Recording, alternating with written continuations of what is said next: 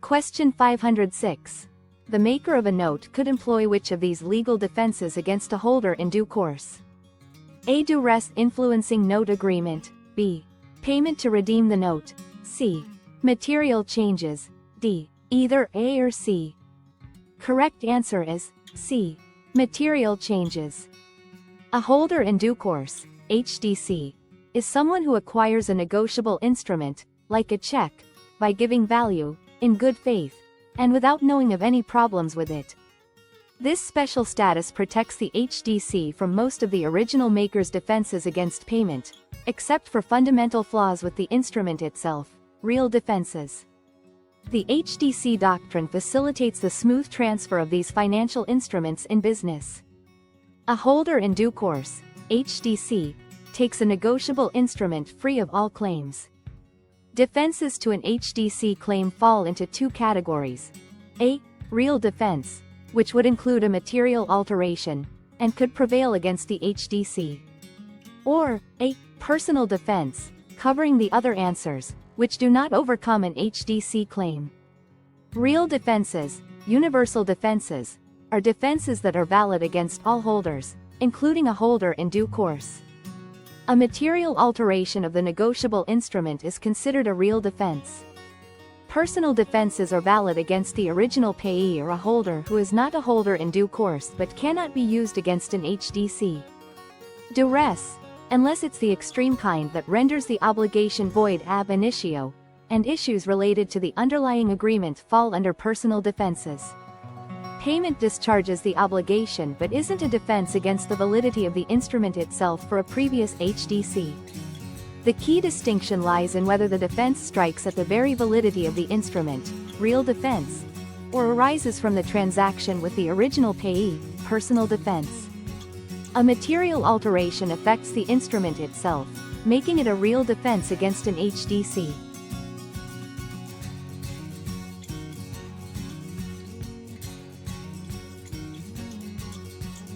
Question 507. Purchaser Pat made an offer through his broker to buy owner Oscar's home. Oscar accepted the offer, but Pat died before this acceptance was communicated to him by the broker. The acceptance is A. Binding on the estate of Pat, the deceased offerer, because the offer was accepted by Oscar, the offeree, establishing a contract. B. Not binding because the deceased offerer will be unable to enter into an escrow agreement. C. Not binding because the deceased offerer died before the offeree's acceptance was communicated to him, so no contract was established. D. Not binding because the deceased offerer cannot pay a commission to the listing broker. Correct answer is C. Not binding because the deceased offerer died before the offeree's acceptance was communicated to him, so no contract was established. Under contract law, an offer can generally be revoked by the offerer at any time before the offeree's acceptance is communicated to the offerer. Death of the offerer operates as an automatic revocation of the offer, even if the offeree is unaware of the death. In this scenario, Pat made an offer. Oscar accepted the offer. Pat died before Oscar's acceptance was communicated to Pat, the offerer. Since the acceptance was not communicated to the offerer while he was still alive, no binding contract was formed. The offer was terminated by Pat's death. Question 508. An owner advertises that he will pay a commission to any broker finding a buyer whose offer is accepted by the owner. This kind of open listing is A. Express and unilateral. B. Express and bilateral. C. Implied and unilateral. D. Implied and executory. Correct answer is A. Express and unilateral. The owner explicitly states their offer to pay a commission through advertising. This makes the agreement terms clear and communicated directly, not implied through actions. The contract is unilateral because the owner promises to pay a commission only if a broker performs the specific act of finding a buyer whose offer the owner accepts. The broker is not obligated to find a buyer, but if they do and the owner accepts the offer, the owner is then bound to pay the commission. There is no mutual promise of performance from the broker. A bilateral contract involves mutual promises between two parties. In this open listing, the broker doesn't promise to find a buyer. The obligation arises only if the broker performs the specified action. Question 509. The legal term that is only used to describe personal property left in a will is A. Devise, B. Bequest, C. Discharge, D. All of the above. Correct answer is B. Bequest. Discharge refers to the release of a debt or obligation. It's not used to describe property left in a will. Devise is specifically used for real property, land and buildings, left in a will, not personal property. A bequest refers to a gift of personal property, specified in a will. It can include things like furniture, jewelry, vehicles, or cash. Today, the two words are often used interchangeably.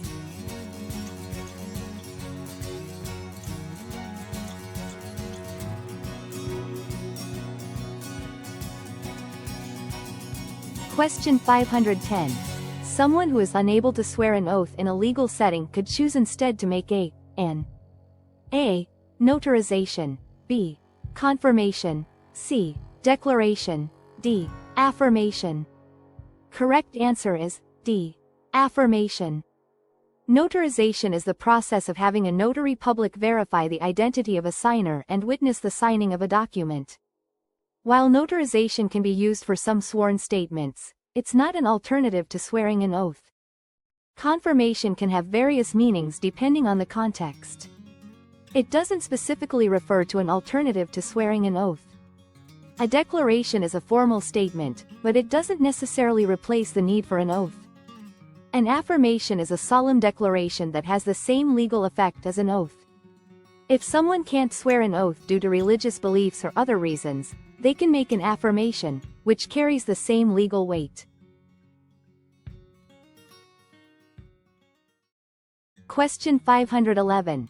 An investor purchased a property with a price of $250,000, using financing in order to make a $25,000 down payment. 6 months later, he sold the property for $300,000. This is an example of A. Marginalization, B. Leverage, C. Down payment downsizing, D. Steering. Correct answer is B. Leverage. Marginalization refers to the process of being relegated to an unimportant or powerless position within a group or society. It's not related to financial investment strategies. Down payment downsizing isn't a standard financial term. It might vaguely suggest making a smaller down payment, but it doesn't describe the overall investment strategy illustrated in the example. Steering is an illegal practice where agents guide buyers towards or away from certain neighborhoods based on protected characteristics like race or ethnicity. It's unrelated to investment returns based on financing. Leverage in real estate refers to using borrowed funds, financing, to increase the potential return on an investment. In this scenario, the investor controlled a $250,000 asset with only $25,000 of their own capital. The remaining $225,000 was financed. By selling the property for $300,000, the investor made a $50,000 profit on their initial $25,000 investment, resulting in a significant percentage return due to the use of leverage.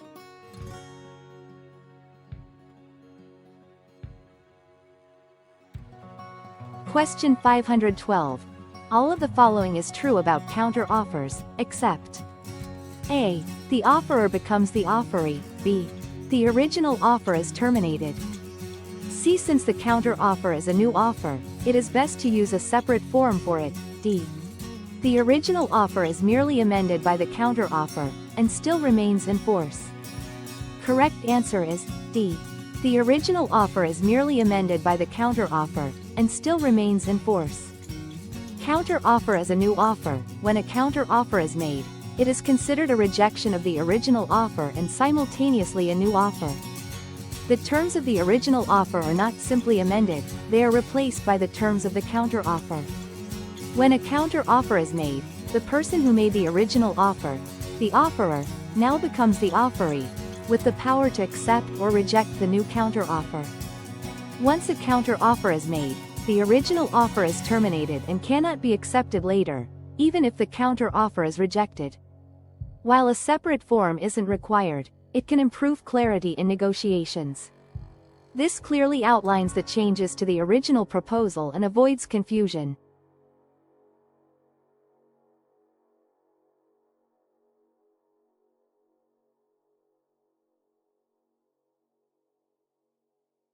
Question 513. An executed contract is a contract which A. is non-binding, B. has been partly performed, C. relates to capital punishment, D. has been completely performed by all parties. Correct answer is D. has been completely performed by all parties. An executed contract is one that has been fully performed. An executory contract is one that is still in the process of being performed. A contract that has been executed also generally refers to one that has been signed by the contracting parties. Question 514. Four grown siblings can take title to property in all the following ways, except A. partnership, B. community property, C. tenants in common, D. joint tenants. Correct answer is B. community property. Four siblings could form a partnership and hold title to the property as partners.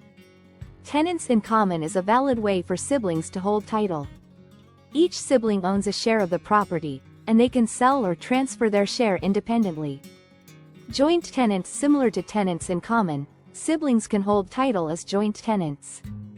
They would have the right of survivorship, meaning if one sibling dies, their interest in the property automatically passes to the remaining siblings.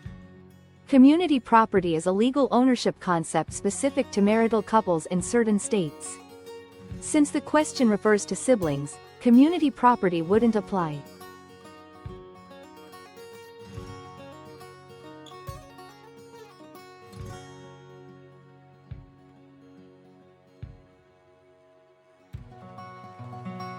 Question 515. A protection clause would probably be included in A. purchase agreement, B. listing agreement, C. escrow report, D. title search. Correct answer is B. listing agreement. While a purchase agreement outlines the terms of sale between the buyer and seller, it doesn't typically address the commission owed to the listing broker. The commission agreement is between the seller and the broker, outlined in the listing agreement. An escrow report is a summary of the funds and documents held in escrow and the disbursements made. It doesn't deal with the agreement between the seller and the broker regarding commission protection after the listing expires. A title search is an examination of public records to determine the legal ownership and any encumbrances on a property. It's related to the property's legal history, not the contractual agreement between the seller and the real estate broker.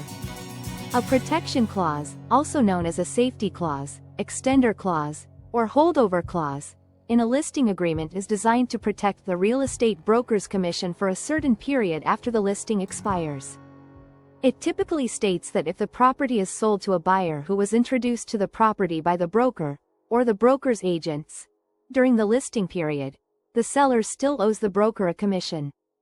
This prevents sellers from waiting out the listing period and then selling directly to a buyer the broker procured to avoid paying the commission.